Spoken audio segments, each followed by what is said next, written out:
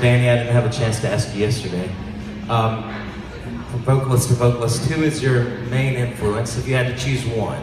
I know that's hard, I'm going to do that to you.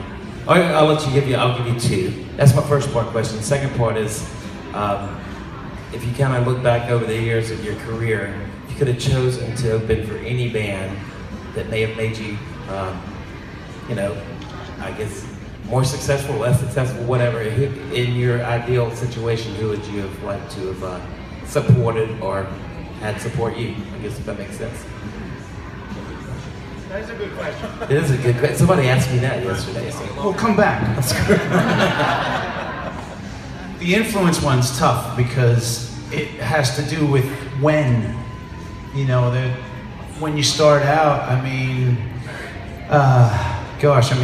desperately wanted to be Steven Tyler for years, and then realized I couldn't. That he was Steven Tyler, and they didn't need another one. So Steve Perry was a big influence until I realized I couldn't keep doing that forever. That was too painful. Coverdale comes to mind, all for different reasons. Sometimes it's singing, sometimes it's stagecraft. Paul Rodgers is a huge one, and I think still, because I love that bluesy edge, and I kind of feel R&B is kind of my favorite music, the old stuff, and he'll still couched in that. Who would we open for? Come on, Jim. As far as future touring, I'm not sure, but what really shaped Tyketto, we had such a brief tour period with the Don't Come Easy record, and at the time we toured with Nelson, and they had the #1 single, the #1 video, #1 album in the country in the same week when they asked us to go out there. And our managers at the time warned us, that's when White Lion had hit their peak, they were the same management company. And we got these horror stories of, the support band, no gear, they're not getting any time, no catering. And we went out there with them, ended up being for almost the whole summer.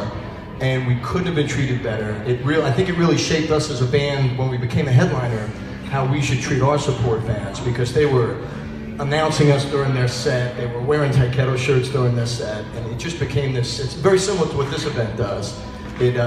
You take this with you, and it's how you're going to treat future bands. So I said, I'm not sure about the future, but the past was absolutely Nelson. There's a sort of a part two to that story, which is that we almost didn't stay on that tour for very long. When we first got the call to do the Nelson tour, as Michael said, they were #1 After the Rain was top of the charts, and it was just happening. So to get that slot was just huge.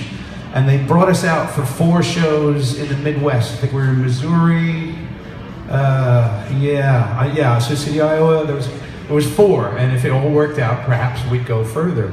And as Michael said, they couldn't be any more welcoming, and I pretty much almost fucked that up for the rest of our career, because there's a song on the Don't Come Easy album called Walk on Fire, and it's sort of known as the cursed song, because things would go wrong. I'm hoping some of you at least are vaguely familiar with it, otherwise this isn't a very funny story. But it begins with an acoustic piece, and then there's this frantic acoustic strum, and then the whole band comes crashing in at full speed. I put the guitar down, and on goes the song. 3 minutes or 4 minutes into it, we bring the acoustic strum all by itself back. Everything stops, and it's just me hammering away at this acoustic guitar. And things would always happen. You get unfamiliar sound men, or you didn't get a chance to speak with them, and they didn't realize the acoustic was coming back out.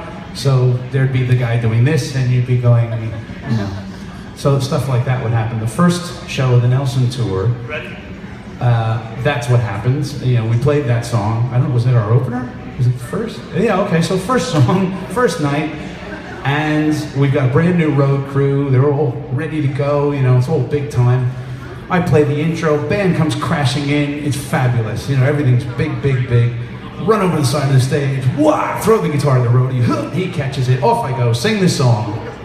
And we get to the middle section, where during the guitar solo, I've got about 30 seconds to go and get my guitar, come back to center stage, and take that solo again. I get back to center stage, and my guitar tech I'm going like this, he's going, my guitar, I go, what are you talking about? I packed it away. 15,000 people, and I walk up to the microphone, the whole band doesn't know what's going on.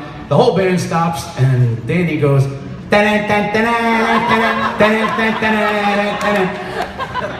then I proceed to attempt to impale my guitar tech with my mic stand. I threw it right at him, except I missed him and almost hit the tour manager. And that got really ugly. I don't have too many fits of temper, and they're all stupid when they happen, and I always regret them.